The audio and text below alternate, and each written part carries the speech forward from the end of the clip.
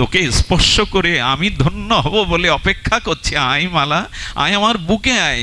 মালাকে বুকে যেই জড়িয়ে ধরলেন, রথে হাত দেওয়া লাগলো না, আপন ইচ্ছায় জগন্নাথের রথ চলতে শুরু করলো। ব্রজের দিকে আমাদের বারবার কেন দৃষ্টি যায় জানেন? বৃন্দাবনের দিকে আমাদের দৃষ্টি যায় কেন? দৃষ্টি যায় এই জন্য, ব্রজের ভজনটা, ব্রজপ্রেমটা এই শুদ্ধ নিরপাদি কেবলা নিষ্কামা ভক্তির পরিচায়ক। এই জন্য ব্রজে না গেলে, ব্রজের ভাবকে, অনুরাগকে, গোপীদের অনুরাগকে হৃদয়ে না নিলে কোনোদিনই বোঝা যাবে না বিশুদ্ধ প্রেম কাকে বলে। আমি আবার একটু ছোঁয়াছে রোগ আছে আমার, একটু ব্রজ কথা না হলে, ব্রজে প্রবেশ না করলে চিত্তটা প্রশমিত হয় না, যেন কোথায় কি বাকি রয়ে গেল। ব্রজের কথা আমাদের শুনতে হবে, ব্রজের কথা শুনতে হবে। ব্রজপ্রেম 3 প্রকার, খুব মন দিয়ে শুনুন। ব্রজপ্রেম কয় প্রকার? 3 প্রকার। এক হলো উৎকণ্ঠা প্রধান প্রেম, একটু ধ্যান দিয়ে শুনতে হবে। একটি হলো উৎকণ্ঠা প্রধান প্রেম, আরেকটি হলো বিমশ্রমক প্রধান প্রেম।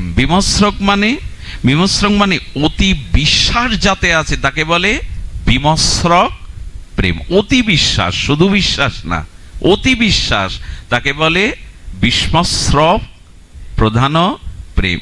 আর একটা আছে, কি বলেছেন? অবিবেক প্রসূত প্রেম।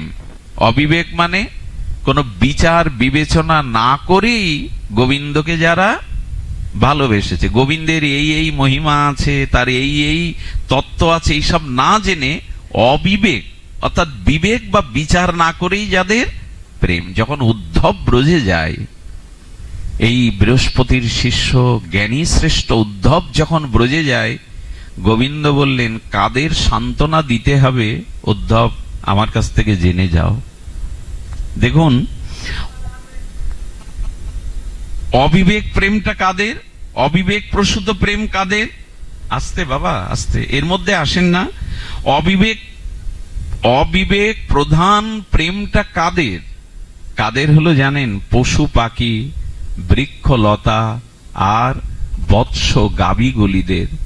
এরা শ্রীগোবিন্দের বদনটা, নয়নটা, তার অঙ্গ শোভাটা, তার পীতবরণটা একবার দেখেছে। আচ্ছা, পশু পাখি গাভী বৃক্ষ এরা কি বিচার করতে পারে? এর কি শাস্ত্র জেনে, বিচার জেনে, ভগবানের মহিমা জেনে ভালোবেসেছে? তার চরণ বদন দর্শন করেই গাভীগুলো, পশু পাখিগুলো, কীট পতঙ্গগুলো ওই যে সমস্ত মন প্রাণ গোবিন্দকে সঁপে দিয়েছে, আর মন ওদের অন্য দিকে যায় না। একে বলে কি প্রেম? না, অবিবেক প্রধান প্রেম। প্রেমটা প্রধান, কিন্তু বিবেক বিচার নাই। আমার মাঝে মাঝে মনে হয়, একটা পাখি বসেছে, একটা বৃক্ষের শাকে বসে একটা পাখি বসে বসে বারবার সরে সরে যাচ্ছে, সরে সরে গিয়ে উকি মারছে। পাশে তার সাথী পাখিটা বলছেন, বারবার স্থান পরিবর্তন করে কেন উকি দিচ্ছ? বলল, যেখানে দাঁড়ালে আমার গোবিন্দকে দেখতে পাবো আমি সরে সরে সেখানেই দাঁড়িয়ে থাকছি। যেখানে যে ডালের শাখায় বসলে পাতার আড়াল হবে না গোবিন্দের বদনটা, পাখিটা সরে সরে গিয়ে সেখান থেকে দৃষ্টি দিচ্ছে। দেখুন তো, তাদের পাখিদের বিবেক থাকে, বিচার থাকে, শাস্ত্র জ্ঞান থাকে, কিন্তু গোবিন্দ দর্শনে তাদের মন প্রাণ অন্তরাত্মা সব সঁপে দিয়েছে। গাভীগুলো কি করে জানেন? গাভীগুলো দুগ্ধ খেতে খেতে যখন গোবিন্দকে দেখে, বৎসগুলি দুগ্ধ খায় মায়ের বাটে, গোবিন্দের বদন বা চরণ একটা দর্শন করার সাথে সাথে মার বাট ছেড়ে দিয়ে দুগ্ধগুলো না যায় ভেতরে, না পড়ে নিচে, গালে আটকে থাকে। আচ্ছা, ওদের শিখিয়েছে কে যে গোবিন্দ দর্শনে দুগ্ধটা গিলতেও পারে না, ফেলতেও পারে না, গালে আটকে থাকে? ওদের তো বিবেক বিচার শাস্ত্র জ্ঞান দেননি ভগবান। একটা গাভীর বৎস তার গোবিন্দ রূপ দর্শনে এহেন ব্যাকুলতা। আমার মনে হয় পশু পাখির হলো, গাভীর হলো, আমার হলো না। একটা পাখি বসে আছে, সরে সরে যাচ্ছে, যেখান থেকে দেখলে গোবিন্দ বদনটা দেখা যায়। সংসারে থেকে আমরা কতজনের দিকে তাকাই, কতজনকেই দেখি, কই ঠাকুর ঘরে গিয়ে যুগলকে তো মনের অভিরাম নয়ন, মনের অভিরমতা দিয়ে, প্রেম দিয়ে তাকে বারবার দেখি না।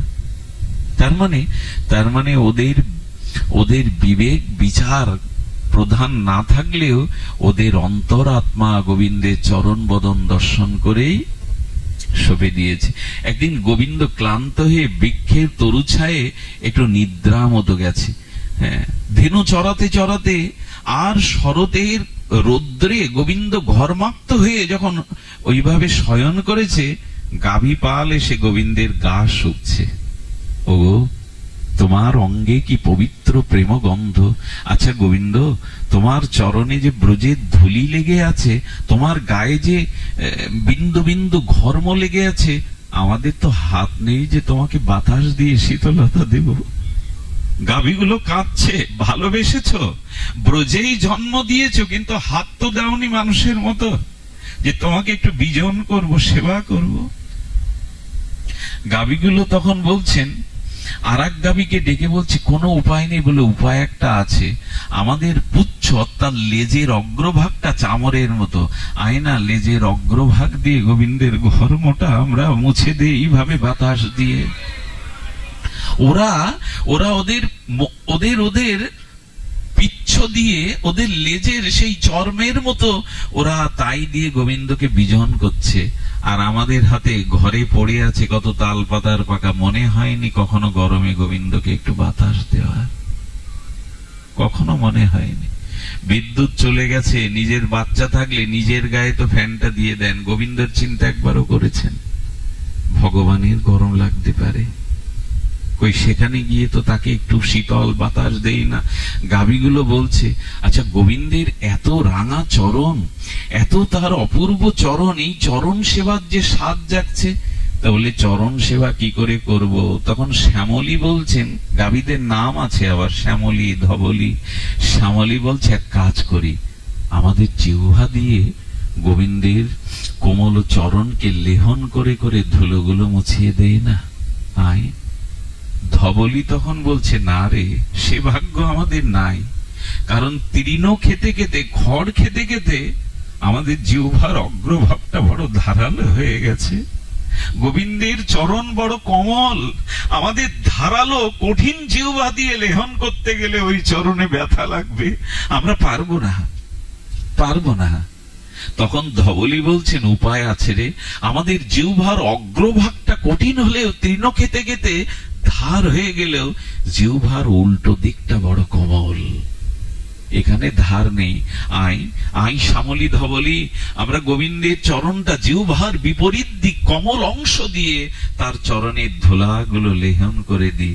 গাভী মারা সেবা করছে, অথচ তাদের বিবেক নেই, বিচার নেই, শাস্ত্র জ্ঞান নেই।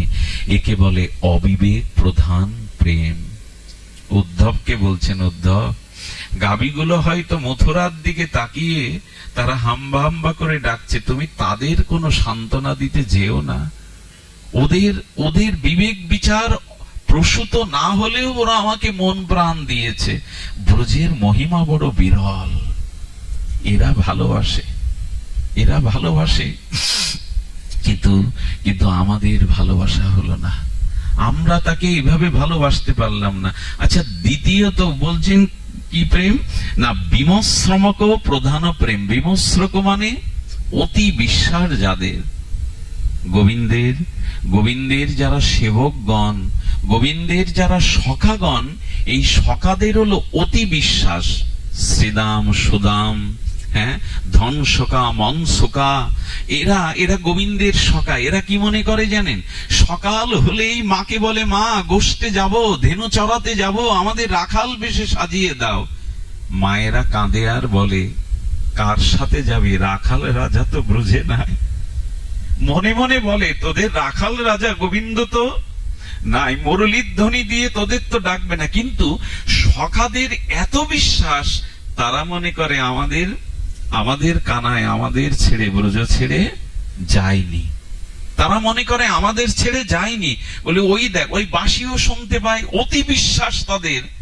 এই জন্য উদ্ধব যখন ব্রজে আসে, তখন উদ্ধবকে গোবিন্দ সখাদের কথা বলেননি, বলেছিলেন উৎকণ্ঠাময়ী নন্দ যশোদা আর আমার গোপীদেরকে তুমি সান্ত্বনা দেবে। সখাদের কথা কেন বলেননি জানেন? ওদের অতি বিশ্বাস যে গোবিন্দ ব্রজ ছেড়ে এখনো যায়নি। কি করে জানেন? ওরা গাভীগুলো নিয়ে যায় আর মনে করে শ্যাম আমাদের সাথে আছে। আর অতি বিশ্বাসে যা হয়, শ্যামকেও দেখতে পায়, মুরলিও শুনতে পায়। কেমন জানেন?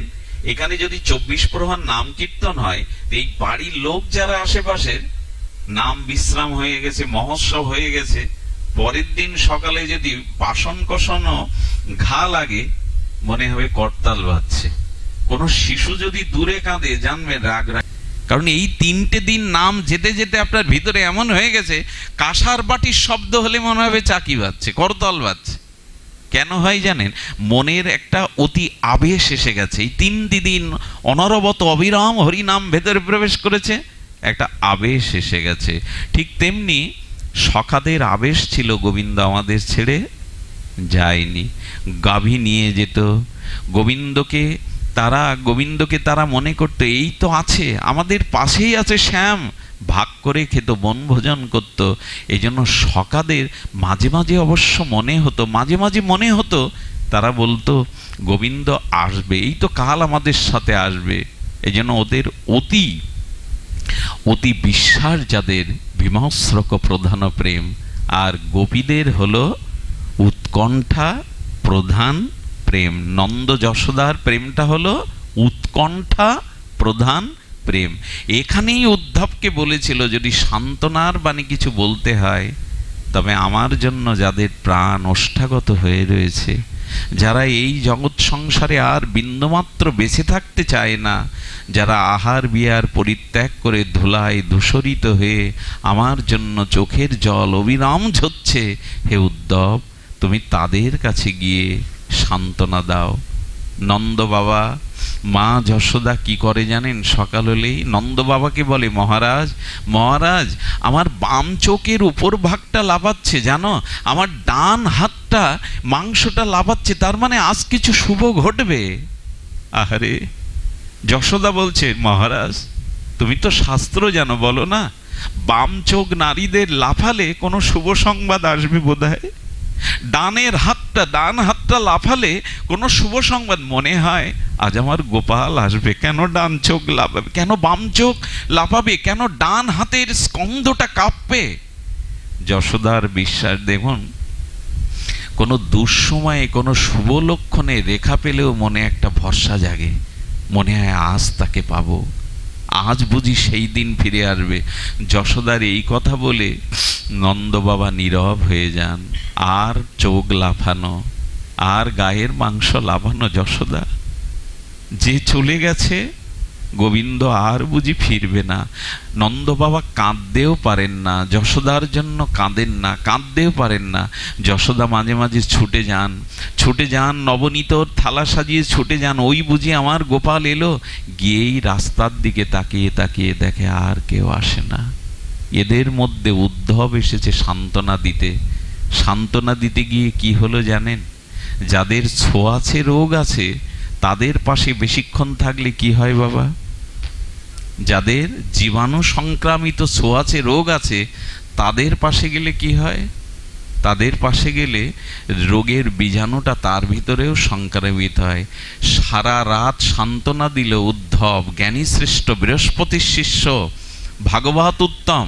উদ্ধব বলছে, কৃষ্ণ কানাই তোমাদের ছেলে নয় নন্দ বাবা, মা যশোদা, সে পরমাত্মা স্বরূপ, সে সর্বাত্মা স্বরূপ। সবার হৃদয়ে কৃষ্ণ আছেন। কৃষ্ণ স্বয়ং অখণ্ড পরতত্ত্ব ভগবান। মনে করলেন একটু ভগবান জ্ঞান দিতে পারলে, ভগবানের জ্ঞান ঢুকাতে পারলে মনে হয় কান্না থেমে যাবে। ভোরবেলা নন্দ বাবা কি বলছে জানেন? উদ্ধব, আমি মনে করেছিলাম তুমি কৃষ্ণের পাশে থেকে থেকে তোমার কিছু বোধ হয়েছে, বুদ্ধি হয়েছে, এখন দেখছি জগতের সব থেকে মূর্খ তুমি। হ্যাঁ উদ্ধব, তুমি এখনো শিশু। আমার ছেলেটাকে আমি চিনলাম না, তুমি ভগবান বানিয়ে দিলে। আমার ছেলেটাকে আমি চিনি না, তুমি কোথা থেকে এসে আমার ছেলেকে ভগবান বানিয়ে দিলে। উদ্ধব, কৃষ্ণ যদি ভগবান হয়, ঝুড়ি ঝুড়ি মিথ্যা বলে কি? ওর মায়ের কাছেও কতবার মিথ্যা বলেছে। কৃষ্ণ যদি ভগবান হয়, লোকের ঘরেও ননি চুরি করে কি? জানো উদ্ধব, কত রাত্রি ভয়ে আমাকে জড়িয়ে ধরেছে। ওর মা লাঠি তুললে ভয়ে ভয়ে ও আমার কোলে এসে আমাকে জড়িয়ে ধরতো। বাবা মা মারছে, ভগবান কখনো ভয় পায়? উদ্ধব, যদি তোমার কথা মেনেও নেই আমার কৃষ্ণ ভগবান, তাহলে আমার আরো বেশি করে কান্না করা উচিত। উদ্ধবের জ্ঞান থেমে গেল। কোথায় জানেন? বললেন, তোমার কথা শুনে সান্ত্বনা নয়, আমার কান্না তুমি আরো বাড়িয়ে দিলে। নিশ্চয়ই শুনছেন মন দিয়ে। বলে কেন? বলে, আগে মনে করেছিলাম লোহা হারিয়ে ফেলেছি, কৃষ্ণ আমার ছেলে, তাকে হারিয়েছি। এখন তুমি বলছো আমার কানাই ভগবান। ভগবান যারা হারায় পেয়ে, তাদের কান্না ছাড়া আর কিছু আছে গো? যারা ভগবানকে পুত্ররূপে পেয়ে হারায়, তাদের চোখের যে উদ্ধব থমকে দাঁড়িয়ে বলছেন, কোথায় জ্ঞান দিতে এসছি আমি তো উল্টে তাদের শোক আরো বাড়িয়ে দিলাম। কৃষ্ণকে ভগবান প্রমাণ করাতে গিয়ে তারা বলছে আমরা কাঁচ হারিয়েছি, মনে করেছিলাম লোহা হারিয়েছি, এখন মনে হচ্ছে আমরা হীরা হারিয়েছি। কৃষ্ণ ভগবান। আচ্ছা উদ্ধব, জগতে কান্না দুই প্রকারের, এক সংসারের বিষয়ের কান্না, আর এক হলো ভগবানের জন্য চোখের জল ফেলা। উদ্ধব, তুমি মূর্খ। যারা ভগবানের জন্য কাঁদে, তাদের যারা নিষেধ করে, তারা মূর্খ ছাড়া আর কি গো? এখানে দেখবেন, এখানে হরিনাম হরিকথায় যদি কেউ চোখের জল ফেলে না, আর একজন জড়িয়ে ধরে কি বলে যেন, আরো কাঁদো, ভগবানের জন্য কাঁদো, সংসারের জন্য কেঁদো না। কিন্তু কোনো শোকে তাপে মানুষ যখন সংসারী শোকে কাঁদে, তখন পাড়া প্রতিবেশী এসে সান্ত্বনা দেয়, কাঁদতে নেই, সংসারে এটা ঘটতেই পারে, সংসার অনিত্য। তো যারা ভগবানের জন্য কাঁদে উদ্ধব, তাদের যারা নিষেধ করে, তারা কি জ্ঞানী? তারা তো মূর্খই। উদ্ধব মাথা নিচু করে কি বলল জানেন? না, রোগীর পাশে গেলে যেমন রোগ সংক্রামিত হয়, উদ্ধব তখন মুকুট খুলে ফেলে বলল, এই রোগ কেন আমার হয়নি গো? আমি কেন ভগবানের জন্য কাঁদতে শিখিনি? আমি ভগবানকে জ্ঞান দ্বারা ভালোবেসেছি, কিন্তু জানলাম এই রোগ আমারও হওয়া উচিত, কেন আমি কৃষ্ণ বলে কাঁদতে শিখিনি। উদ্ধবের বদলে গেল। রোগীর পাশে গেলে রোগের জীবাণু সংক্রামিত হয়, উদ্ধবের মধ্যে ওই রোগ প্রবেশ করে গেল। রাস পোশাক খুলে ফেললেন। আর গোপীদের উৎকণ্ঠার তুলনা তো জগতে নাই, তা বলবার ভাষাও কি আমাদের আছে? তাকে আমরা অনুনয় করতে পারি? গোপীদের, রাধারানীর কি উৎকণ্ঠা, কি ব্যাকুলতা! বললেন, এই ব্রজ কথা শুনতে শুনতে ভগবানের জন্য যদি কখনো তোমার এই উৎকণ্ঠা জাগরিত হয়, তাহলে জানবে শুদ্ধ ব্রজভক্তি তোমাকে স্পর্শ করেছে। এই জন্য বারবার ব্রজের কথা শুনতে হয়, গোপীদের কথা শুনতে হয়, তাদের উৎকণ্ঠা। রাধারানী প্রভাত হলেই আর দৌড়ে যেতেন, শ্যাম শ্যাম শ্যাম করতে করতে ধুলায় লুটিয়ে পড়ে মূর্ছা যেতেন। যখন মূর্ছা যেত, তখনই মাঝে মাঝে ললিতা বিশাখা এসে সান্ত্বনা দিয়ে বলছে, রাধে, এভাবে যদি তোর দশা হয়, তুই তো প্রাণ ত্যাগ করবি। মাঝে মাঝে রাধারানী ললিতাকে বলছে, ললিতা, কৃষ্ণ পেয়েছি, কৃষ্ণচন্দ্র পেয়েছি। কোথায়? রাধারানীর চন্দ্র সমতুল্য নখের মধ্যে কৃষ্ণের ছবিটা দেখে কি করতো জানেন? বুকে জড়িয়ে ধরে বলতো, এই তো শ্যামকে পেয়েছি ললিতা। নখের মধ্যে গোবিন্দকে দেখে বুকে জড়িয়ে ধরে বলতো, এই তো শ্যামকে পেয়েছি, আমার শ্যাম কোথাও যায়নি। আচ্ছা দেখুন এদের উৎকণ্ঠা কেমন। কৃষ্ণ রাধার সাথে অভিন্ন, রাধারানীকে ছেড়ে, ব্রজ ছেড়ে কৃষ্ণ কোথাও এক পাও যান না। কিন্তু রাধারানীর উৎকণ্ঠা কেমন জানেন? মিলনেও যদি বিরহের কথা জাগে, তাহলে জানবেন আপনি উৎকণ্ঠিত ভজন করছেন। মিলনেও বিরহ জাগবে, এই বুঝি হারিয়ে ফেললাম, এই বুঝি আর তাকে পাবো না। এই মিলনে বিরহে, আর বিরহে মিলন, এটি চায়। উদ্ধব গিয়ে বলছেন, জ্ঞানী কখনো শোক করে না। গীতায় আছে না, জ্ঞানী কখনো, হে রাধে, হে ব্রজসুন্দরীগণ, কৃষ্ণ অখণ্ড ভগবান, তার জন্য কখনো শোক করা উচিত নয়, তিনি হৃদয়ে আছেন। রাধারানী বললেন, চোখের জলে শোকেও যে আনন্দ আছে, তা কি তুমি জানো উদ্ধব? বলে, চোখের জলে ব্যথায়, বিরহ বেদনায় আনন্দ থাকতে পারে রাধারানী, এ আমার অভিধানে নাই। রাধারানী বললেন, ব্যথাতেও আনন্দ আছে, তবে শোনো। যদি এ কথা একটু সাহস নিয়ে বলতে হবে, কিছু মনে করবেন না। রাধারানী বলেছিলেন ব্যথাতেই জীবনের চরম আনন্দ আছে। তার দুটো দৃষ্টান্ত দিয়েছিলেন, শুনুন। আমরা যেমন ভাবি তা নয়। ভগবানের জন্য বিরহ কাতর হয়ে, উৎকণ্ঠিত হৃদয় হয়ে, অশ্রু সজল নয়নে ঝড় ঝড় অশ্রু ঝরলে যে আনন্দ, এই আনন্দ অন্য জ্ঞানীরা পায় না, কর্মীরা পায় না, যোগীরা পায় না, ধ্যানীরা পায় না, কোথাও পাওয়া যাবে না। কৃষ্ণ বিরহ উৎকণ্ঠায় যতটা আনন্দ আছে। রাধারানী দৃষ্টান্ত দিচ্ছেন, পৃথিবীতে সব থেকে বড় বেদনা কোনটা মা? প্রসব বেদনা। প্রসব বেদনার থেকে বড় বেদনা আছে কি জগতে? একটা মানুষের চামড়াটা 7 বার তুলে নিলে যে যন্ত্রণা, এক প্রসব বেদনা তাই হয় মায়ের। এই জন্য মায়ের ঋণ শোধ করা যায় না ওই একটা জায়গায়, কারণ ওই প্রসব বেদনা জগতে আর কেউ সহ্য। আমার কি মনে হয় জানেন, একটা ছেলে একটা সন্তানকে পেটে নিয়ে 10 মাস ঘোরাফেরা করে কাজ করলো। আচ্ছা, একটা পুরুষের উদরে তল পেটে যদি এমনি 1 কেজি ওজনের একটা ইট বেঁধে দেন, চলতে পারবে সে? সম্ভব কি? সম্ভব না। রাধারানী বললেন প্রসব বেদনার ন্যায় বেদনা পৃথিবীতে নাই। তবু জানো উদ্ধব, ওই বেদনা প্রতিটি রমণী জীবনে একবার চায়। চাই কি না মা? পৃথিবীতে এমন কোনো রমণী আছে যারা সধবা রমণী, তারা ওই ব্যথা চায় না? আছে কি কেউ? ওই ব্যথাটা পাওয়ার জন্যই তো সে দেবতার মন্দিরে মাথা কোটে, কত কত প্রার্থনা করতে থাকে, কত ডাক্তার, কত বিদেশে চলে যায় ওই বেদনাটা একবার যাতে সে জীবনে পায়। রাধারানী বললেন জানো উদ্ধব, ওই বেদনার মধ্যে যে আনন্দ আছে পৃথিবীতে, ওর থেকে বড় আনন্দ আর নাই। তুমি কি করে বলো যে বেদনায় আনন্দ নাই? প্রসব বেদনার পরে মা যেমন সন্তানের মুখটা একবার দেখে না, ওই আনন্দটা পৃথিবীতে অন্য কোনো আনন্দের সাথে তুলনা করা যায় না। উদ্ধবের তখন চোখ স্থির হয়ে গেছে। ব্যথায়ও যে আনন্দ আছে এটা তোমার জানা ছিল না। সব ব্যথাই নয়, প্রসব বেদনা, সেই সন্তান প্রসবের বেদনা, সন্তানের মুখোমুখ সব দেখলে মায়েরা আনন্দ ধরে না। আর একটা বেদনা আছে সিঙ্গার রসে, কিছু মনে করবেন না।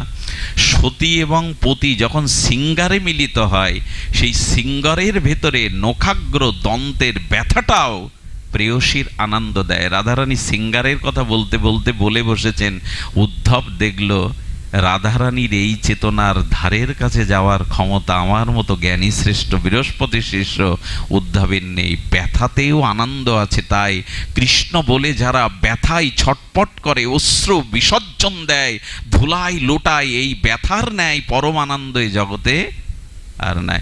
উদ্ধব, কৃষ্ণকে আমরা হারাইনি, কিন্তু বিপ্রলব্ধ বিরহের রস আমরা আস্বাদন করছি। বলে কেমন?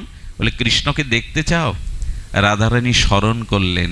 উদ্ধব দেখছে রাধারানীর ডানে কৃষ্ণ বসে আছে।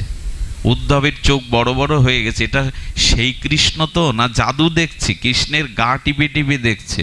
কৃষ্ণ হেসে বলছেন, রাধারানীর হৃদয় থেকে, ব্রজ থেকে আমি এক পাও এক চুলও নড়ি না।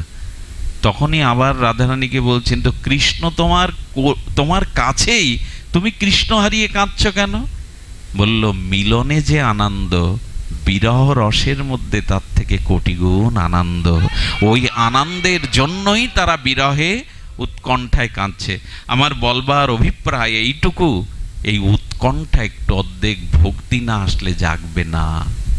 ভগবানের জন্যই ব্যাকুল, কাছে থেকেও তিনি নাই, মিলনেও বিরহের স্ফূর্তি। এই ভজনটাই আমাদের গুরু মহারাজরা আমাদের দিয়ে গেছেন। একটু অর্ধেক বিরহ জাগাও, একটু অর্ধেক বিরহ জাগিয়ে ভজন করো। দুটো ভক্ত চরিত্র বলেই পাঠ বিশ্রাম করব। একটি ভক্ত চরিত্র ভক্তমালে উল্লেখ করেছেন নাভাজি, বড় মার্মিক। দেখুন, ভগবানের জন্য আসক্তি দিয়ে শুরু করেছিলাম, সেই আসক্তির একটি অপূর্ব লীলা দিয়ে আমরা একটু বিশ্রাম করব ভাগবতের। সেটা হলো অঙ্গদ চরিত্র। ভক্তমাল গ্রন্থটা একটু ঘরে রাখবেন। নাভাজি, এই প্রাতঃস্মরণীয় বন্দনীয় চরণ নাভাজি অঙ্গদ নামের উড়িষ্যার প্রদেশের এক ভক্তের চরিত্র উল্লেখ করেছেন। খুব মন দিন। এই অঙ্গদ ছিলেন ওই দেশের রাজার প্রধান সেনাপতি। কিন্তু জগন্নাথের প্রতি তার প্রবল একটা ভালোবাসা চিরকালই আছে। ঘরে আসবেন, জগন্নাথকে ভোগ লাগাবেন, সেই প্রসাদাদি তিনি ভোগ না লাগিয়ে পান না, সর্বদা জগন্নাথেই তার মন প্রাণ অনুরক্ত।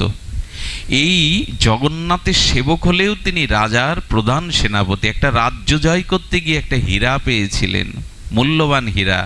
হীরাটা হাতে নেড়ে ছেড়ে দেখে গোপনে রেখে বললেন, এটা জগন্নাথের একটা মুক্তা করেই দিয়ে দেব। মুক্তা পেলেন, মূল্যবান দুষ্প্রাপ্য মূল্যা নিবেদন করলেন কাকে? জগন্নাথকেই। ওইটা গোপনে রেখে দিলেন, সময় মতো মন্দিরে গিয়ে তাকে একটা মুক্তা গড়িয়ে দিয়ে আসবো। মুক্তাটাই সুন্দর করে তাকে গড়িয়ে দিয়ে আসবো। কিন্তু কথাটা পরস্পর একজন সেনা জানতে পেরে ওই দেশের রাজাকে জানিয়ে দিলেন। যখন রাজাকে জানালেন, রাজা এসে বলছেন তোমার মুক্তাটার খোঁজ আমি জানি, তুমি সেটা পেয়েছো অঙ্গদ, মুক্তাটা আমাকে দিয়ে দাও।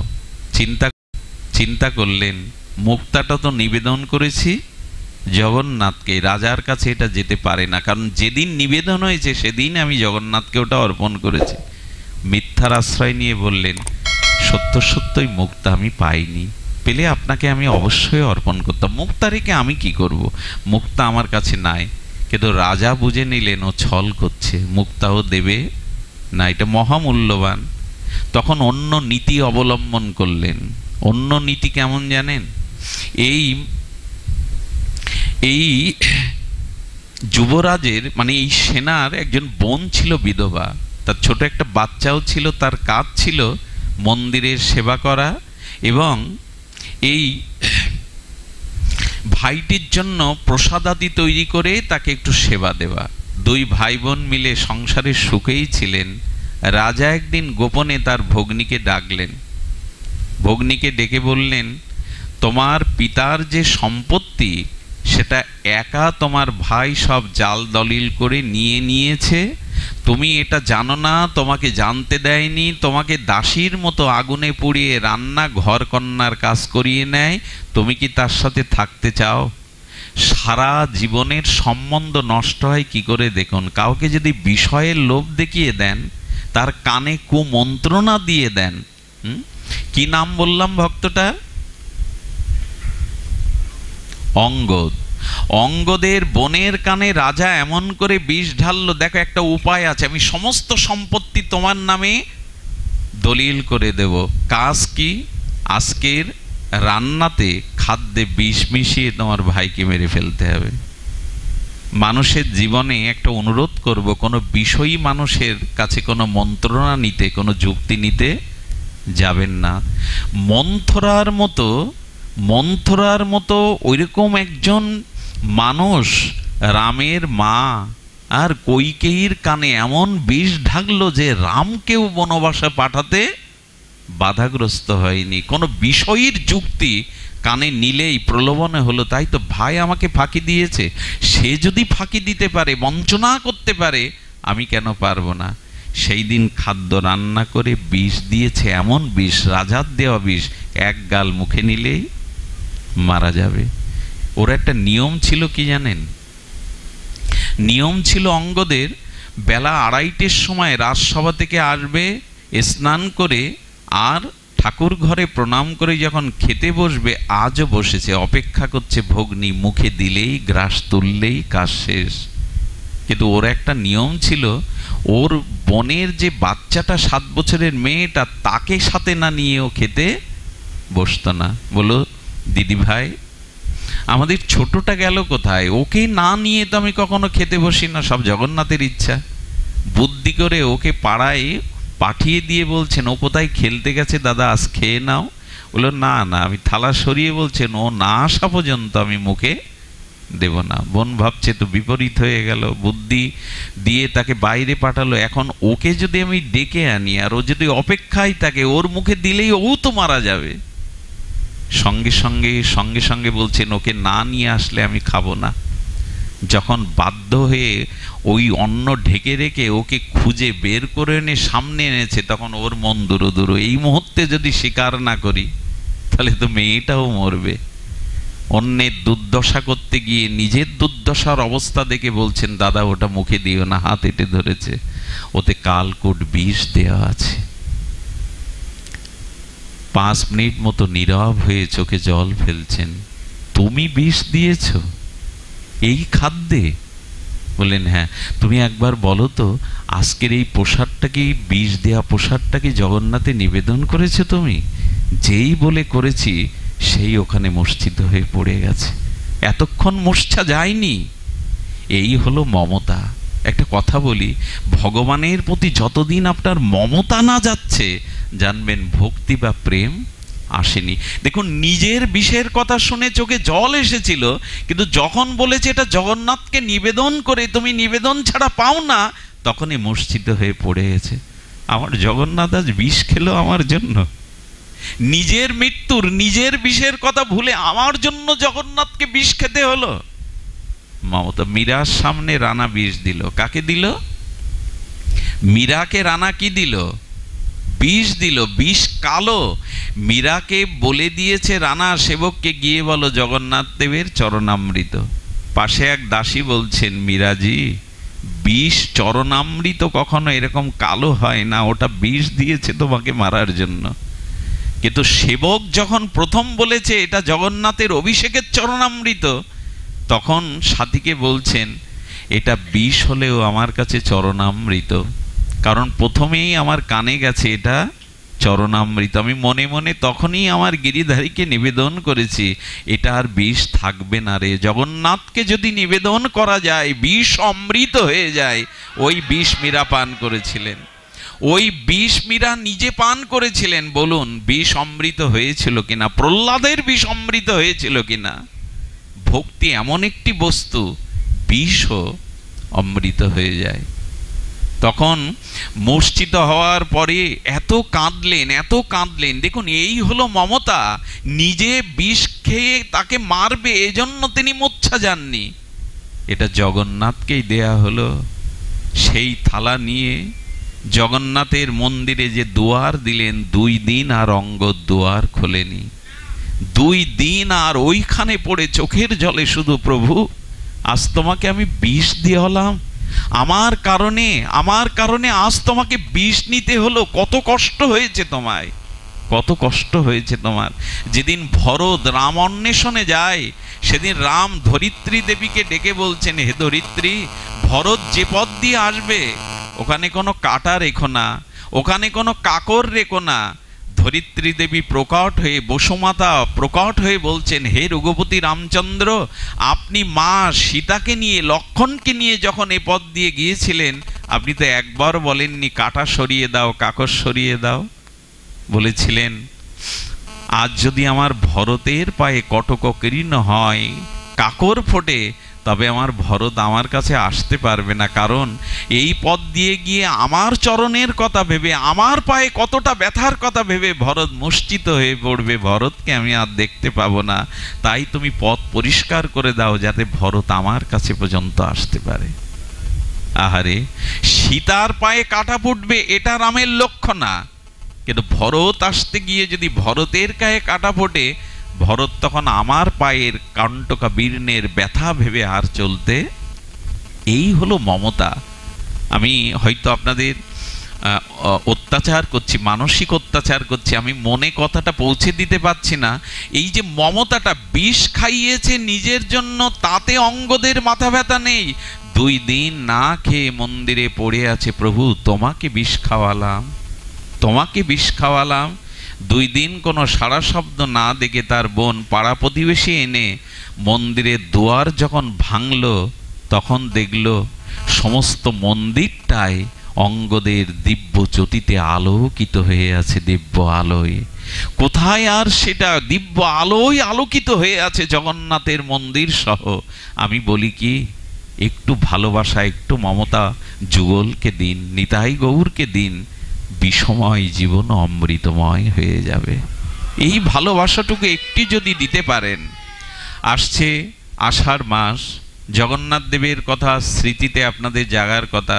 জগন্নাথের আরেকটি ছোট্ট লীলা আস্বাদনেই আমাদের হরিকথার বিশ্রাম। আপনাদের মনে আছে, জগন্নাথের মহিমা বড় বিরল। সম্রাট আকবরের সেনাদের মধ্যে একজন সেনা ছিলেন, তার নাম কালা বেগ। কি নাম ছিল? কালা বেগ।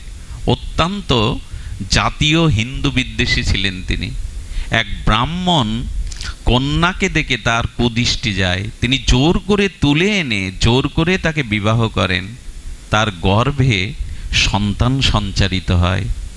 কিন্তু এই ব্রাহ্মণ কন্যা জগন্নাথের এত ভক্ত ছিলেন, মনে করেছিলেন আত্মহত্যা করব, কিন্তু মনে করলেন জগন্নাথ, চিরকাল ভেবেছিলাম যদি কখনো সন্তান মা বলা ডাক শুনতে পাই, সেই সন্তানকে তোমার চরণেই সঁপে দেব, তোমার সেবাতেই দেব। আমার এই ইচ্ছাটা অপূর্ণ থেকে যাবে যদি ওকে গর্ভে নিয়ে আমি মৃত্যুবরণ করি। তাই রাত দিন গোপনে জগন্নাথের ধ্যান করতে করতে, নাম করতে করতে প্রসব করলেন একটা পুত্র সন্তান। তার নাম, বাবার নাম কি বললাম?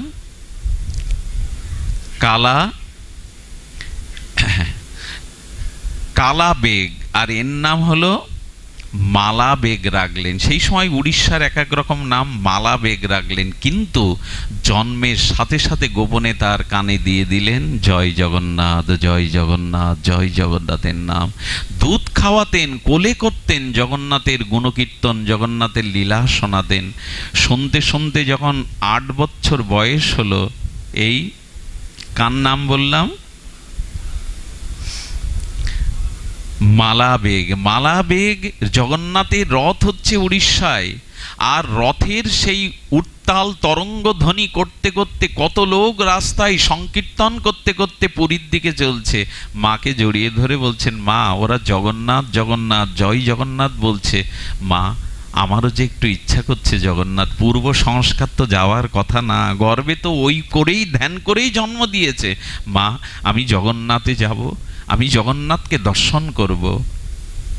বালককে বুকের মধ্যে মাথা নিয়ে মা ঝরঝর করে কাঁদছে আর বললেন, তোর যে অধিকার নেই ওরে, আমাকে জোর করে যেভাবে তারা এখানে আটকে রেখে তোকে গর্বে এনেছে জগন্নাথের মন্দিরে, তোর দেখবার আজও এই নিয়ম, আজও এই নিয়ম। সনাতনী হিন্দু ব্যতীত অন্য কাউকে জগন্নাথ মন্দিরে প্রবেশ করতে দেওয়া আজও হয় না। এমনকি আমাদের প্রাইম মিনিস্টার পুরানো দিনের আমাদের ইন্দিরা গান্ধী, তাকেও মন্দিরে প্রবেশ করতে দেওয়া হয়নি। যেহেতু ফিরোজ গান্ধীকে উনি বিয়ে করেছিলেন, এই জন্য পাণ্ডাদের নিষেধ ছিল। ইন্দিরা গান্ধী ক্ষমতায়, তবু জগন্নাথের মন্দিরে ভেতরে যাওয়ার আদেশ উনি পাননি। শুধু ভক্তগণ, জগন্নাথ মন্দিরে আজও এই নিয়ম। মা কাঁদছে, তোকে জগন্নাথেই শোভে দিয়েছি, কিন্তু দুর্ভাগা, তুই যে অবস্থানে যে পরিচয়ে আসিস ওরে, জগন্নাথকে তুই দেখতে পাবি না। এখান থেকেই বাবা মনে মনে জগন্নাথকেই ডাক।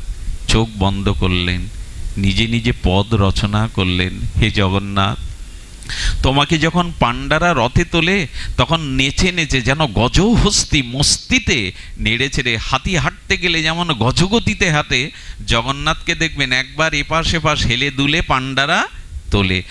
ওই লীলা চিন্তা করতে করতে, হে জগন্নাথ, হস্তি যেমন কমল দল দেখলে সেই কমল দলকে বিচ্ছিন্ন করে দেয়, তুমি এই পরিবেশকে বিধ্বস্ত করে তোমার দর্শন আমাকে দিতে পারো না? তুমি আমাকে টেনে নিতে পারো না? আমি না যেতে পারি, তুমি তো আমাকে নিতে পারো।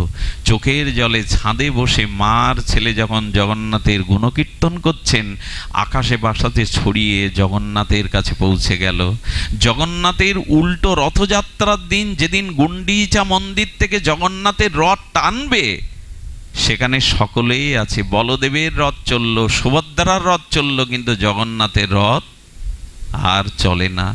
রাজা এলো, পাণ্ডারা এলো, ধ্যানস্থ হয়ে জগন্নাথকে বলছেন, অপরাধ জানাও প্রভু। জগন্নাথ রাজার চিত্তে তিনি উপদেশ করলেন, তিনি দৈব বাণীর দ্বারা বললেন, আমার মালা বেগ ওই ছাদের উপরে বসে মার ছেলে কাঁদছে আমার জন্য। শত কোটি লোককে আমি দেখতে পাচ্ছি না, আমি মালা বেগকেই শুধু দেখছি। যতক্ষণ মালা বেগ না আসবে আমার রথের চাকা এক বিন্দু চলবে না। প্রভু, এখানে তোমার সহস্র নয় লক্ষ ভক্ত, বলল, কাউকেও চোখে দেখতে পাচ্ছি না। ভেতরে যদি ভক্তি থাকে না, ভগবানের দৃষ্টি আর কারো দিকে থাকে না। যাও এই মুহূর্ত তাকে যানবাহনে নিয়ে এসো। দ্রুত চানে করে নিয়ে যাওয়া হলো। আর মালা বেগ জগন্নাথকে প্রণাম করে চোখের জলে যেই রথ স্পর্শ করেছে, জগন্নাথ দৈববাণীতে বললেন, মালা রে আমার বুকে আয়, তুই, তোকে স্পর্শ করে আমি ধন্য হব বলে অপেক্ষা করছি, আয় মালা, আয় আমার বুকে আয়। মালাকে বুকে যেই জড়িয়ে ধরলেন, রথে হাত দেওয়া লাগলো না, আপন ইচ্ছায় জগন্নাথের রথ চলতে শুরু করলো, আপন ইচ্ছায় জগন্নাথের রথ চলতে শুরু করলো। আমার মনে হয় ভগবানের কাছে আপনি কোথায় আছেন, কোন অবস্থানে আছেন, এটা বিবেচনা নাই। ভগবানের কাছে আপনার হৃদয়ের ভক্তিটাই বিবেচনায় আসে, ভক্তিটাই বিবেচনায় আসে। এই জন্য যে যেখানে যে অবস্থানে আছেন, মনে করবেন না সংসার ছাড়লেই ভক্তি হবে। যে যেখানে আছেন ওইখান থেকে প্রাণটা ভগবানের দিকে উৎসাহিত করে দিন, শুদ্ধ ভক্তির দ্বারা ভগবানের কাছে নিজেকে নিবেদন করে দিন। আপনাকে যেতে হবে না, ভগবানই আপনাকে তার কাছে নিয়ে যাবে। আজ এইটুকুই। অনেক দিন পরে এই অঞ্চলটায় বা অনেক দিন পরে এই মাটিতে এসে আপনাদের শুদ্ধ ভক্তদের স্নিগ্ধ সমাহিত বদনগুলো দর্শন করে বড় প্রীত হলাম। ভালো থাকুন আপনারা, ভগবতমুখী হয়ে জীবন কাটান, প্রেম ভক্তিতেই আপনাদের জীবন উৎসারিত হোক, এই প্রার্থনা করে সকলের চরণে আবারও প্রণতি জানিয়ে আজকের মতো হরিকথার এখানেই পূর্ণ বিশ্রাম। এই হরিকথা, এই ভক্তের সমস্ত শুভাগমন, আজ এই হরিনাম নিবেদন করছি প্রয়াত কালীপদ সাহা এবং মাতা আলোরানী সাহা, তাদের উদ্দেশ্যেই আজকের এই অনুষ্ঠান উৎসর্গকৃত হলো। একটু প্রার্থনা করুন তারা যেন ভগবানের দিব্য চিন্ময় ধাম প্রাপ্ত হতে